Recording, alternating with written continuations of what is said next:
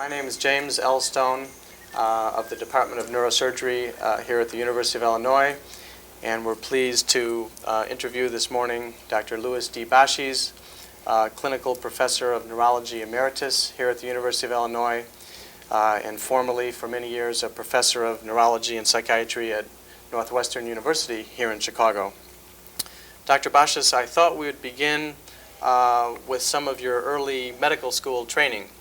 I understand you were at Northwestern in the early 1930s, and at that time came under the influence of Alan B. Kanavel. Alan Kanavel, of course, was considered Chicago's first neurological surgeon, largely self-trained, and an original member of the Society of Neurologic Surgeons in 1920. I wonder if you can give us some impressions of Dr. Knievel at that time in the early 1930s. Jim, the impressions I have of Alan Knievel are those that I can never forget, nor can anyone forget. This man at surgery or not at surgery.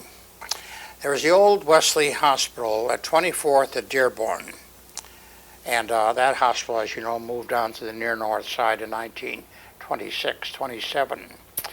Alan Knievel was a tall, gangly gentleman, sweet faces, harmless, warm, wore an ill-fitting gray suit most of the time, would come into the hospital, walk along the wall, didn't expect the interns and residents to come flocking to him or the attending men, would come in the same way in humility into the operating room, completely unobtrusive, say hello to everybody, and then start a morning of unusual work.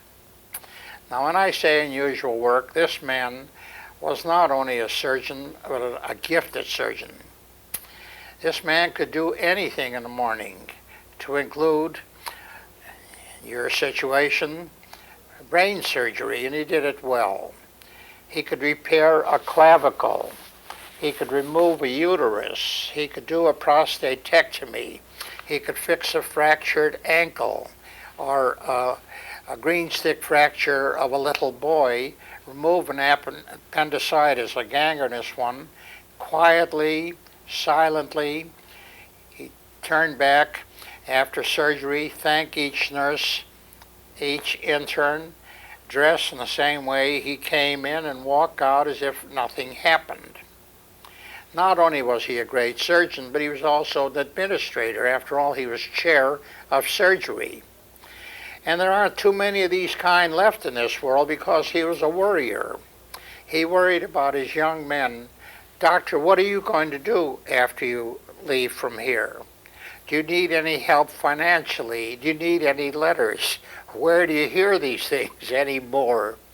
But he is that kind of a man who could see promise in his students, in his house staff, and in his staff under him. You know, Jim, I never heard anything obnoxious about the man. Never, never, and I do mean never, a negative word about this kind of a man. I understand in those years you were also a diener in the neurology, neurosurgery labs at Northwestern. Oh, yes, I was. Can you tell us a little bit about how things were in the lab? Well, Jim, let me just precede this quickly by telling you that actually all of this started even before I entered the medical school in 1930. When I was in pre-medics at Evanston, I had done some unusual research work on fish tapeworm, D. latum, and the chairman of the department thought it was so unusual that eventually I found myself on the faculty without portfolio, and I was doing teaching in zoology and comparative anatomy and in parasitology. And they tried their best to keep me from going to the medical school, but I prevailed. And I came, and I already knew that I was in the neurosciences, and I applied for and was immediately accepted as the diener, which in German means servant. And so I was the servant or the diener to not only the chairman of neurology, Louis J. Pollack, but also to Dr. Loyal Edward Davis, for 4 years. It was a very simple thing. I'd get there 5:30 or 6 in the morning, clean up the laboratory, prepare animals for surgery if there was an experiment, fix tissues and specimens, and then get ready for the day at the medical school and continue that at the end of the day. I should tell you that, like many others, even perhaps yourself, I worked my way through medical school, but actually I even worked on Sundays, would come into the medical school, because in those days Dr. Loyal Davis and Dr. Louis Pollack were truly a twosome, and they did considerable research over a period of several years, really something up your alley. Lewis Weed, professor at Johns Hopkins, had a theory on spinal fluid pressures, and Dr. Pollack and Dr. Davis were going to change this theory, and I was in the middle of it. But I had a lot of fun, even with the 5:30 or 6 o'clock on Sundays, because into the laboratory at noon came Mrs. Davis, formerly a stage star, and with her she brought the beautiful Helen Hayes. And I would watch her with my lateral gaze because I wasn't permitted to look straight. But more than that, Jim, there was a little lady, 7 years old, a bunch of absolute nuisance, I would say, named Anne Francis, and you know her as Nancy Reagan. She was Mrs. Davis's little 7-year-old daughter, who Dr. Davis, who had married Mrs. Davis, formally adopted her in her 14th year. Mrs. Davis would say to me, "Lewis, contain Anne Francis," because she broke all the specimens and did many other things.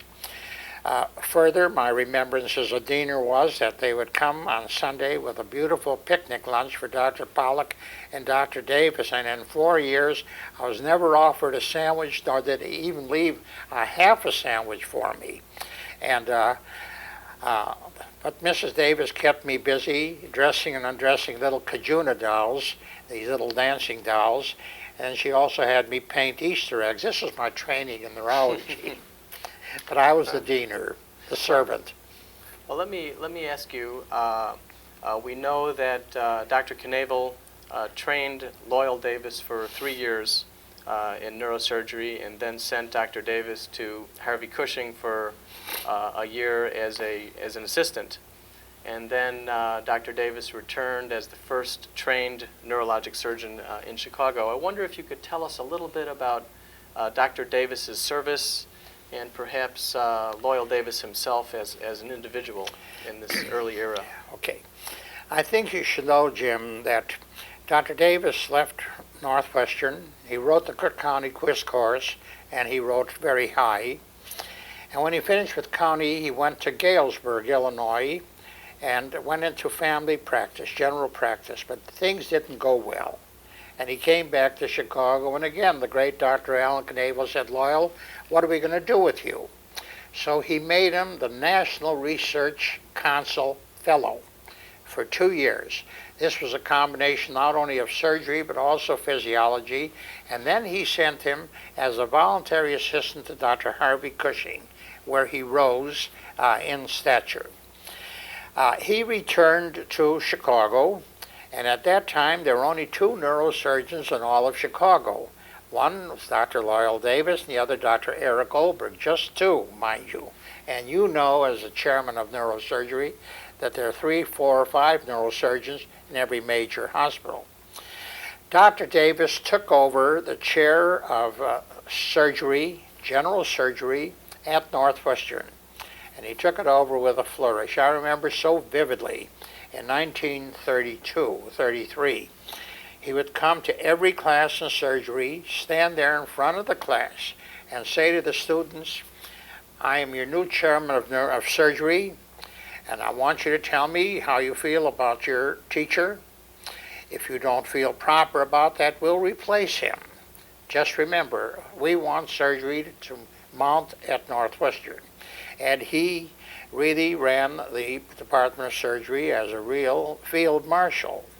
Not only was he there, chairman of surgery, the Northwestern Medical School, but he and Dr. Louis J. Pollack also had the same positions at the Michael Reese Hospital, which was at that time the Northwestern Teaching Institution.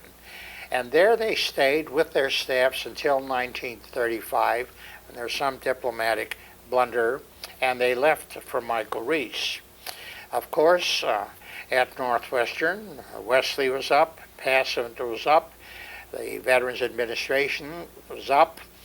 Then came the Evanston Hospital as a teaching center, and that was a major teaching center. The Children's Memorial Hospital. These were all the areas that Loyal Davis furnished his surgeons in terms of surgery. Dr. Louis J. Pollack furnished the neurology services.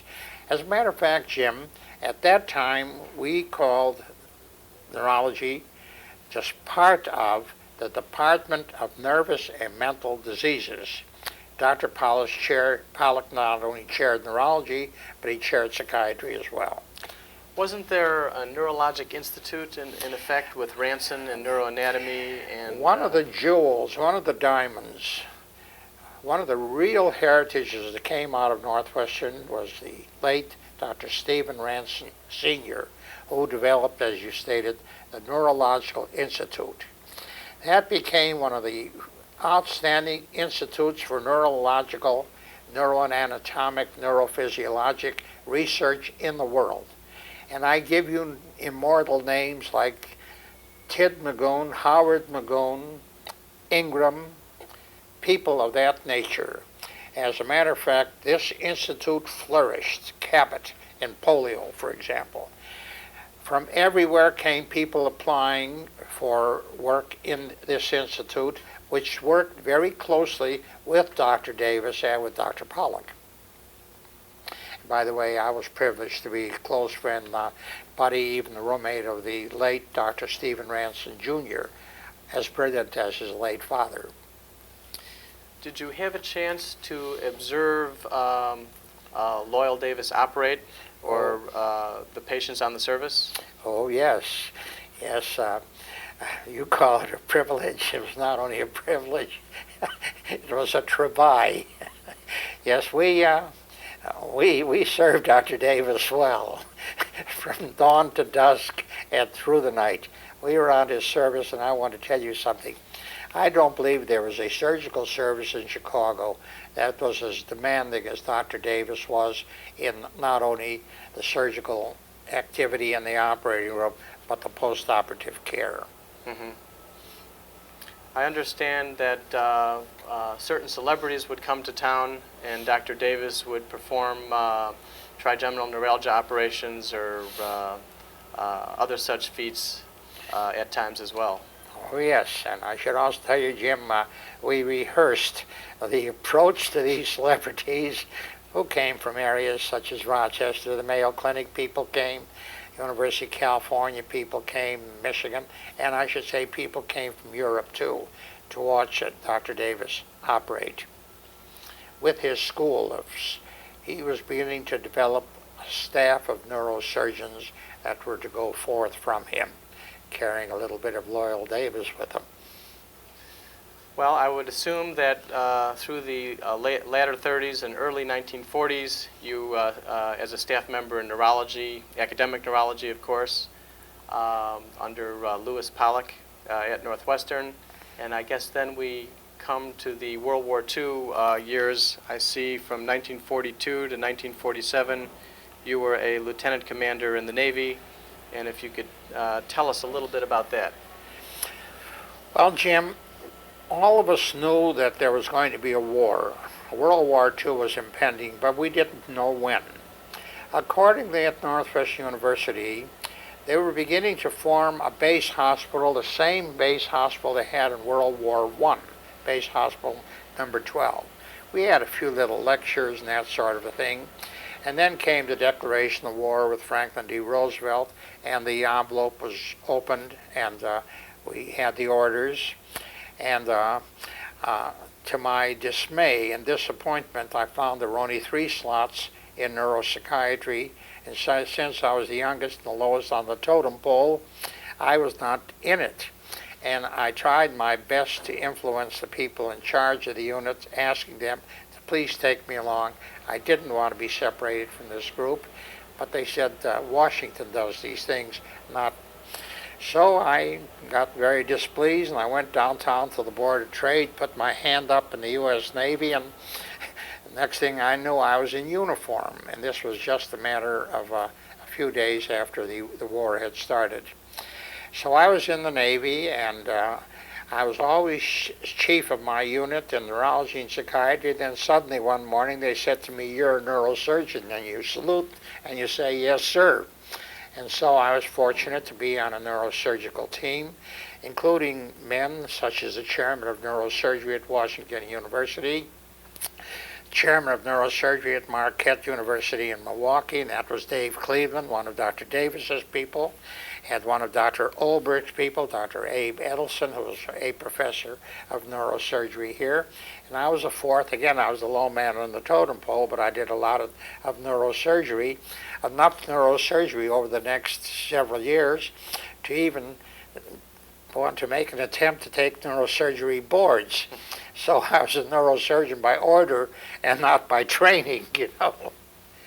So I guess trauma, was there any elective cases that you were involved with, or was it mostly trauma, apparently? Well, we had, actually we had both. A few nights ago, by the way, we passed a certain famous restaurant here in Chicago.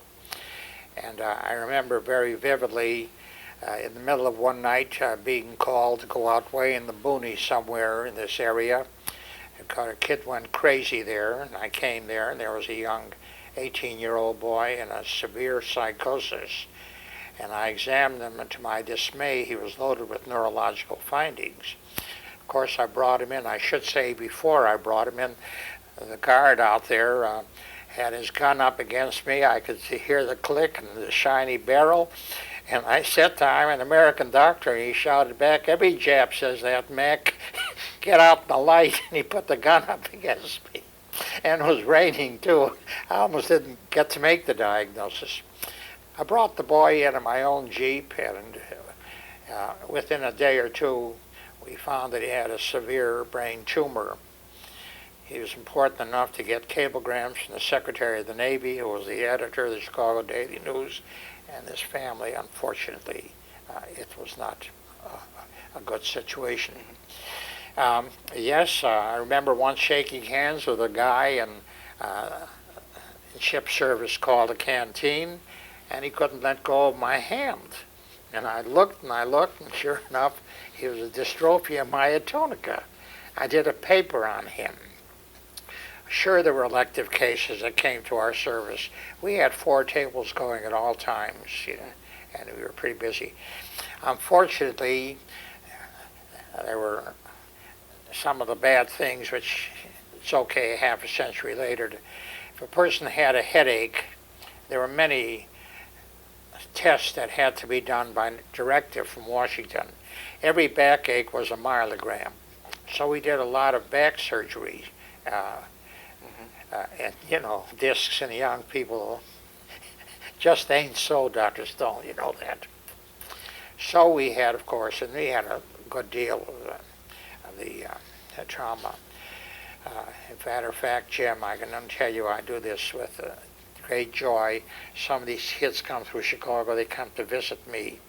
These were the kids that were in coma for weeks sometimes, and outside, if you were not a doctor and saw a little bit of difficulty in coordination, maybe a little speech impediment, they did pretty well when you cleaned out a third or a quarter of the brain of shrapnel and all that stuff.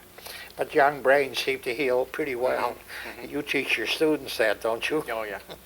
After World War II, I believe you became active in terms of the American Board of Neurological Surgery as an examiner.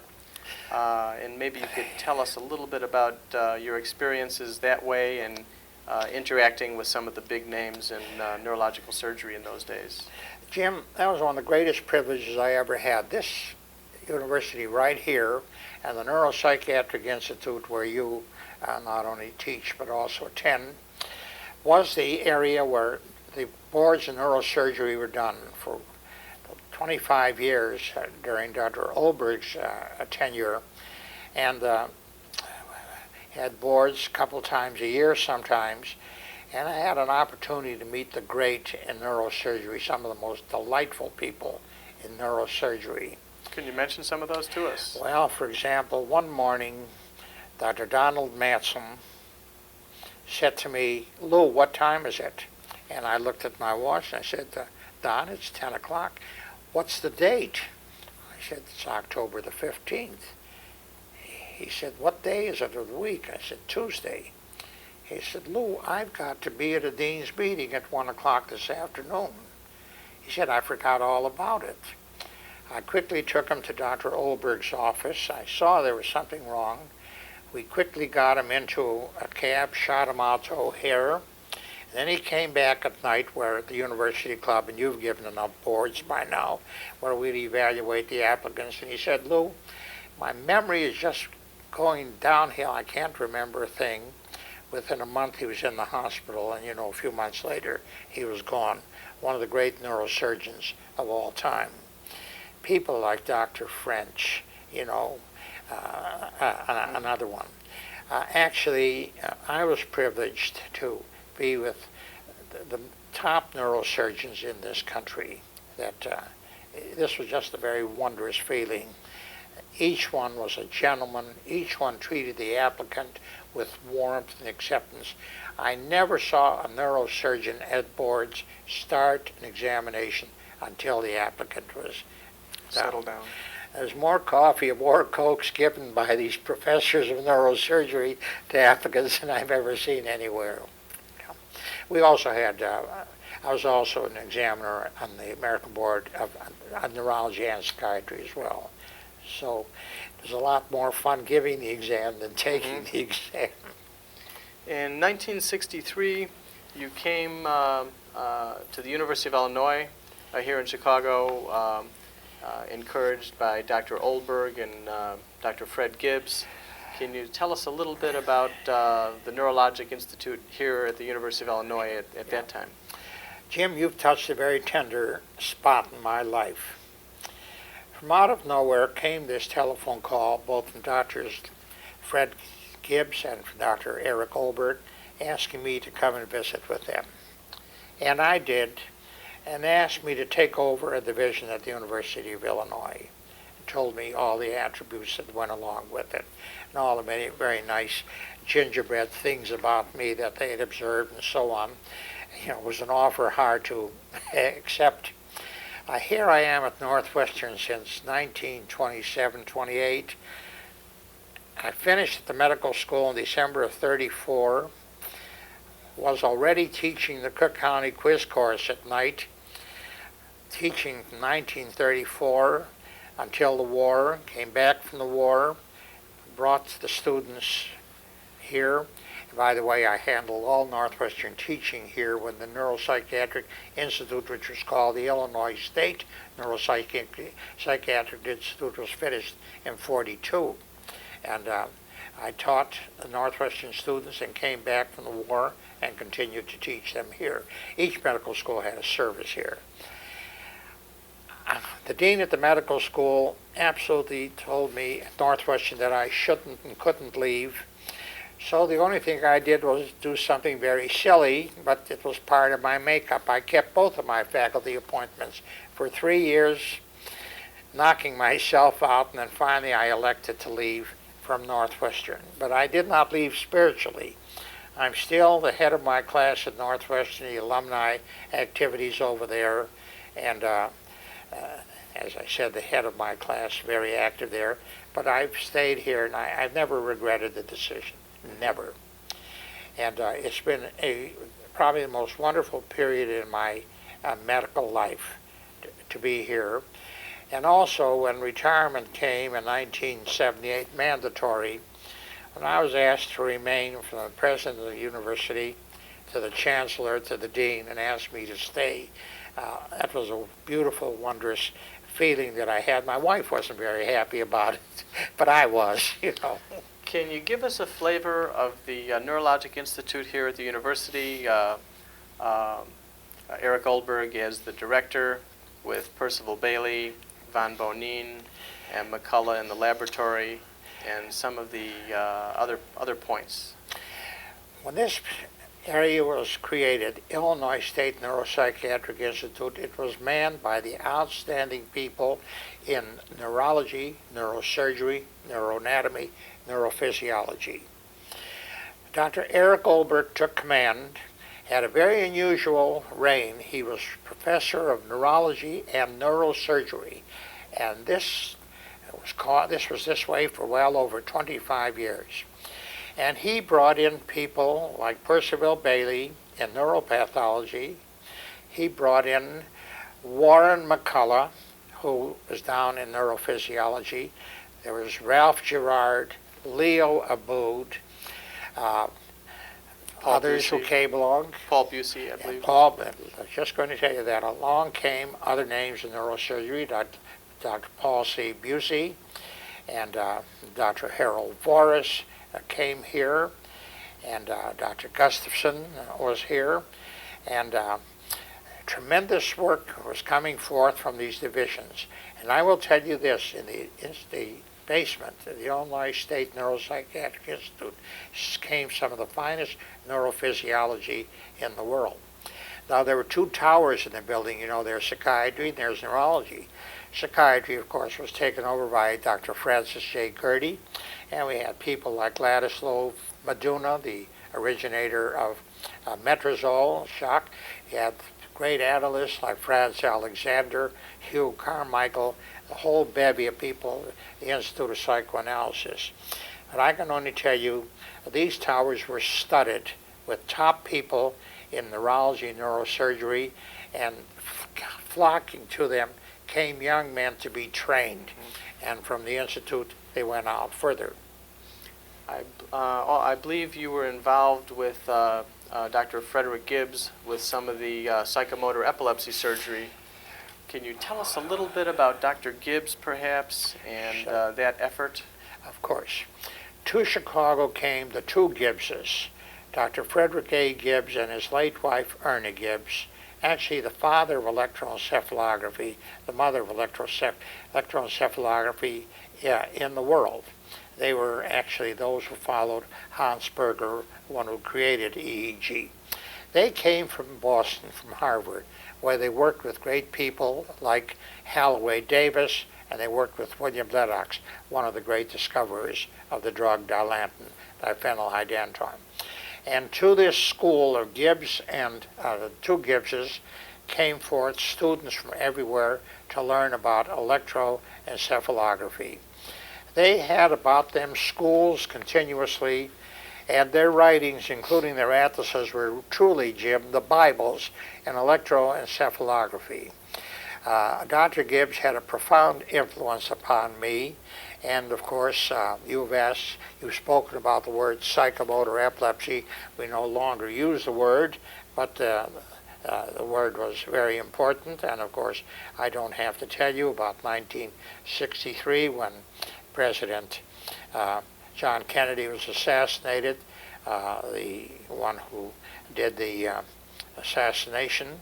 Of course, he himself was literally assassinated in a cell, but the one who did the shooting of the man had a electroencephalographic pattern, which Dr. Gibbs was sent for in Dallas, and I was there sitting on tap to be called. And I want to tell you something, the judge out there never even said to Dr. Gibbs, you may step down. The court was recessed, but he forgot about Dr. Gibbs sitting up there in the chair. We were sitting down a little lower waiting for him to be excused. He never was. And the great word was a psychomotor variant, which was found. And that was a real object of dispute all over the world. But I don't have to tell you that Dr. Gibbs prevailed in that. And his teaching, as a matter of fact, he was here just a few weeks ago visiting. Mrs. Gibbs died just a year ago. As it turns out, Dr. Oldbergh told me that Dr. Knievel encouraged him to go into neurosurgery and sent him to Cushing I should have told you for that. his residency. I may as well tell you, Dr. Eric Oldbergh is a Northwestern product. He only has 5 degrees from Northwestern. And just a few days ago, talking with Mrs. Oldbergh, the widow of Dr. Oldbergh, she told me that she has a gown that was worn by the grandfather, Oscar Oldbergh, who was professor and chairman of the Department of Pharmacology at Northwestern in Evanston back in the late 80s, worn later by Dr. Arnie Oldbergh, father of Dr. Eric Oldbergh. Dr. Arnie Oldbergh was professor and chairman of the Department of Music at Northwestern, and then the gown was passed on to Eric Oldbergh, who wore this gown at every one of his 5 degrees. And he was also one of the apples of the eye of Dr. Alan Kanavel, who encouraged him. And you remember I told you there were about 2 neurosurgeons in Chicago. And you know, they were at the Harvey Clinic, at the Harvey Cushing area at the same time. Can you tell us a little bit, some personal features about Dr. Oldbergh? I know he was quite a musician himself. Can you tell us a little bit about him as a person? Dr. Oldbergh was a remarkable man. To me, he was a man for all seasons. As a friend, as a warm friend, he was the epitome of loyalty. If he was fond of you, and he was fond of many of us, he would do anything in his power to help you along the road. He would go out personally to do things. He was concerned about you and your families, and he made it a point to do so. As a teacher, there was very few who could put a candle to him.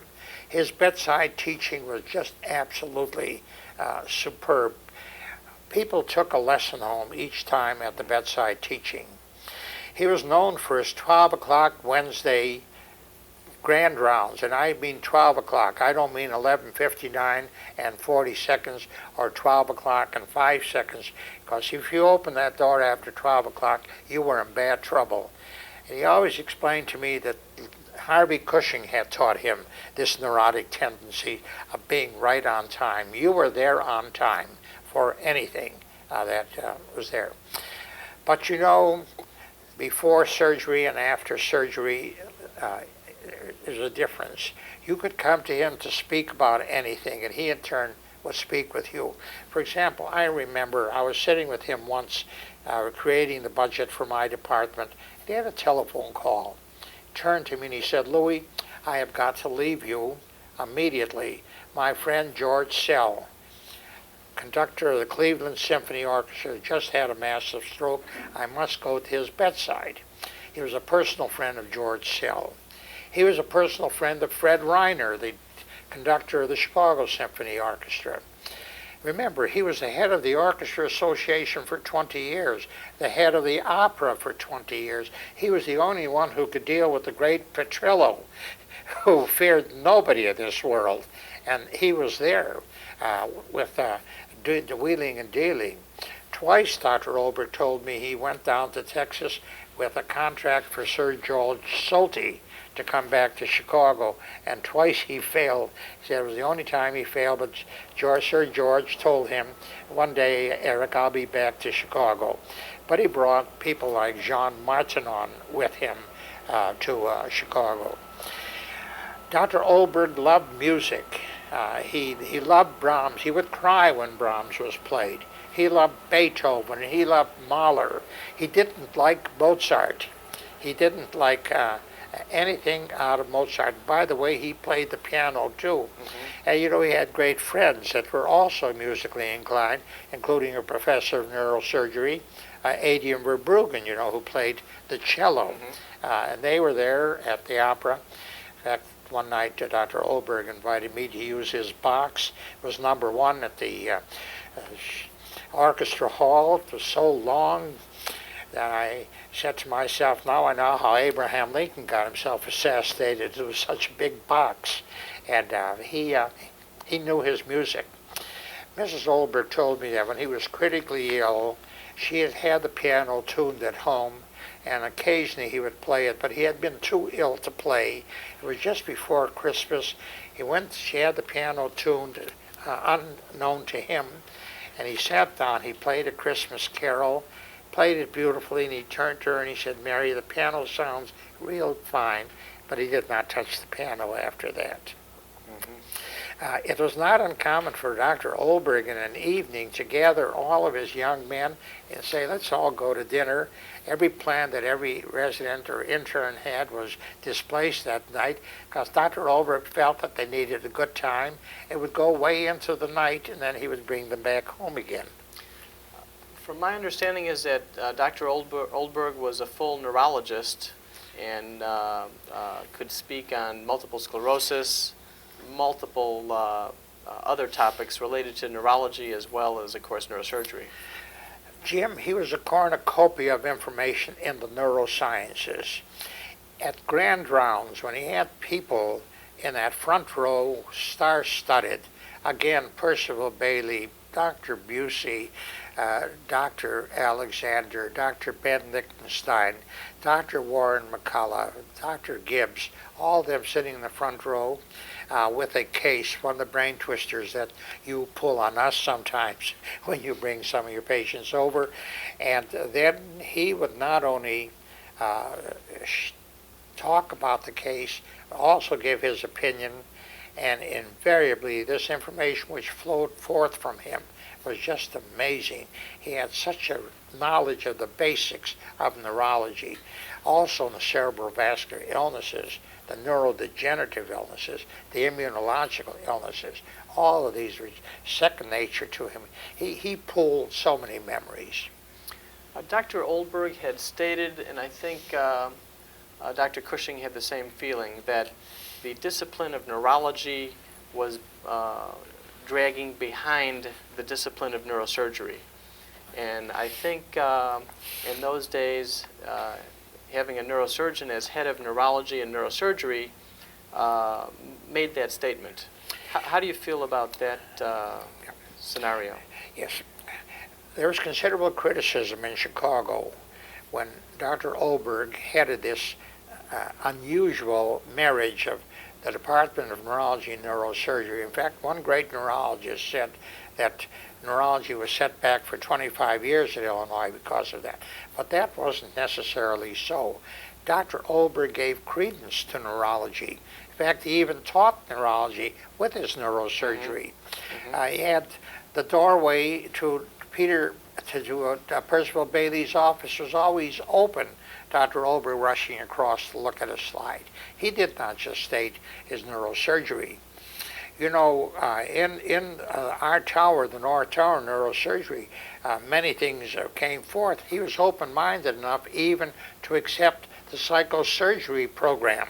And this was started right here at the university when there was so much criticism about that everywhere in the world.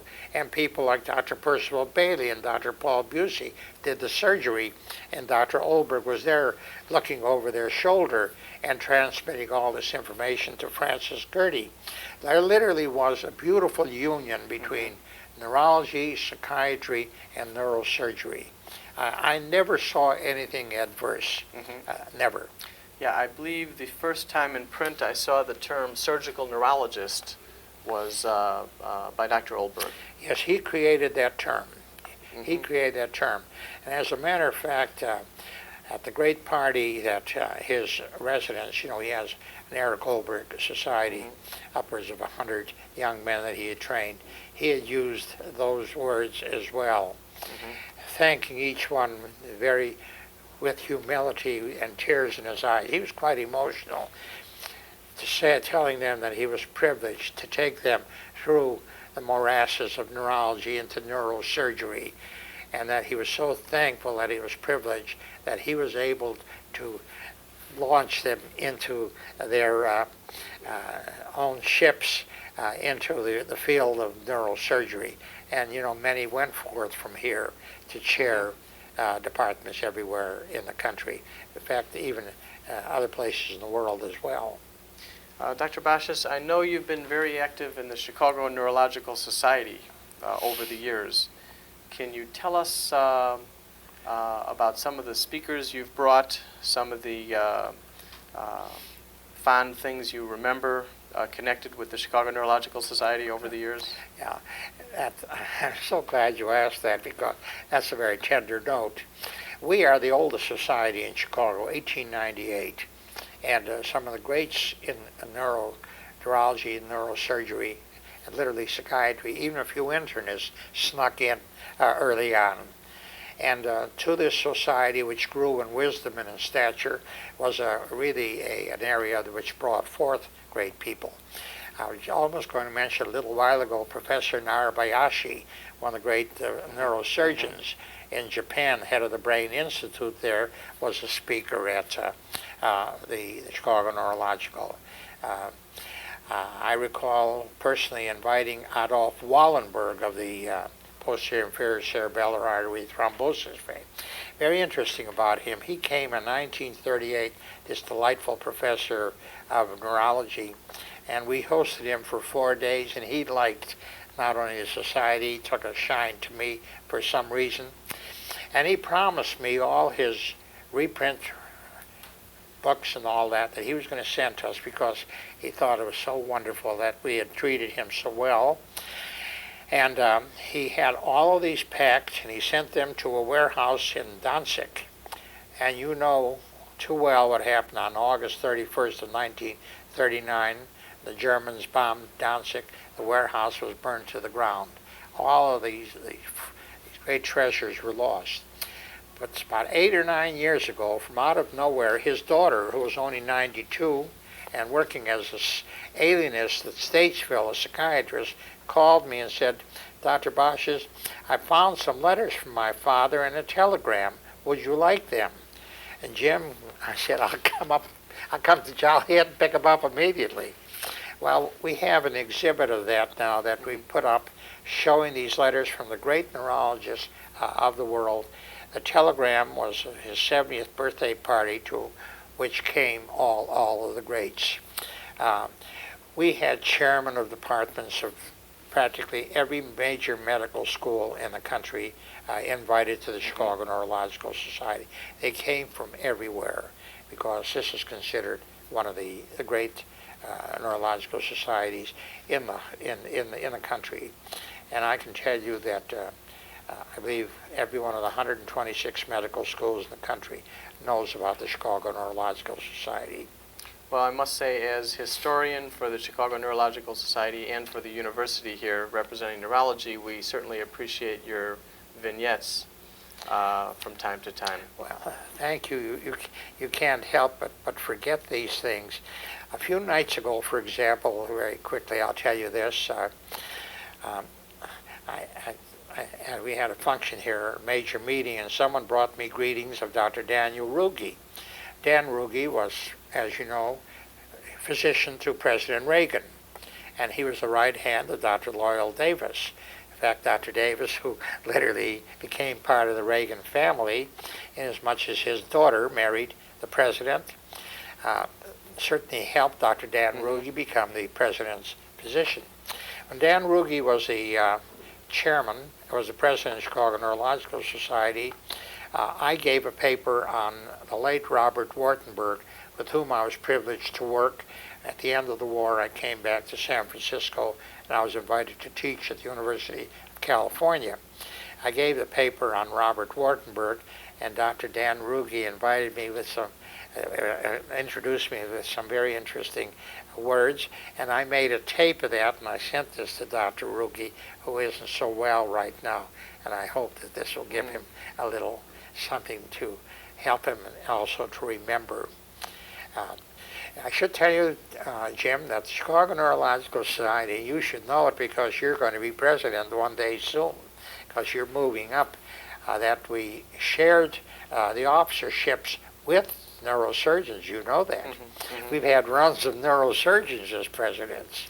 There's a society in this area called the Central Neuropsychiatric Association or Society, which I think is a unique.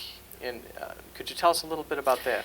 Indeed I can, because we just finished the meeting, and I'm really hot on that right now. There was the great Peter Basso, who also was a professor here at the University of Illinois, although he was associated with Rush Medical School, that the University of Illinois literally took over in 1939 and 40 for a while. Peter Basso felt that neurology was too circumscribed in the east of the United States and the American Neurological Association. So he felt that something should be done about it, and he created a society with members from the Adirondacks to the Rockies. And to this society were invited, and I'm speaking in 1924, were invited some of the greatest names in neurology, neurosurgery, and psychiatry, and this society was formed. Originally, only chairmen of departments of neurosurgery, neurology, and psychiatry, heads of medical schools, professors of each of the three disciplines were invited. It was a real star-studded society, and there would be host cities in which members would create the meeting. Pretty soon we opened it to other members who were invited in, people of stature. And I know you sent some of your people over to the meetings. And Chicago was the host city last week, about every 8 years. Mm-hmm. And the meeting was a superb meeting, which was equally balanced between neurosurgery, neurology, and psychiatry. And actually, what was the theme of this meeting is what's new. We had consortiums of the chairmen of neurosurgery, consortiums of psychiatry, consortiums of neurology, each speaking on what is new in each respective discipline. One other point is your exhibit at the Museum of Science and Industry on the brain is something that I think we could recommend to children or those of any age, and it's very much appreciated. Yes, Jim, that's sort of something that I spent some 15 years of my life at work. Originally, we had planned to walk in or walk through brain. As a matter of fact, we even had a model made up. It's a 50 or 60-foot brain with all the areas very beautifully depicted, the blood vessels, all the pathways, everything. 20 consoles around. People would get in, put on an earphone, and say, I want to know something about coordination. And the cerebellum would light up in the pathways, and then a little movie would come forth, and beautiful ballerina would pirouette down the floor, or Rubinstein's fingers would go up and down the piano for coordination. The visual, if you want to know about vision, we had a little movie of vision. My voice would come on. We had all of this except for one thing: we didn't have money. But out of the clear sky a few years ago, two major families in Chicago approached us with children who had learning disabilities. And from that, we recreated our exhibit. It is not only an exhibit on the brain, but on learning disabilities. And it is really a teaching exhibit. You bring your children by your hand, spend 2.5 hours in there. You're met by two mannequins who have heads made of television monitors. They speak to you. You speak to them. You are guided through the exhibit, and it is truly a learning disability. We were even privileged to have Mrs. Barbara Bush open the exhibit. It's considered one of the fine exhibits, and I was privileged to be part of that. Also, I shouldn't mention the name of Miss Ann Hornicle, senior exhibit research person, was most important in the creation of it. But it is now considered one of the major exhibits there in the country, truly. As a matter of fact, we took first prize last year of the new exhibits in the entire country. Well, I must say we've been privileged to have you on the Chicago scene for many years. And as an active neurosurgeon, I must say I'm privileged to interface with you and get your advice from time to time. And I think I speak for the neurosurgeons of the past as well in thanking you for your contribution to Chicago neurosurgery. Thanks again. Thank you, Jim, for saying these kind words, because they're captured by me, and I appreciate them so much.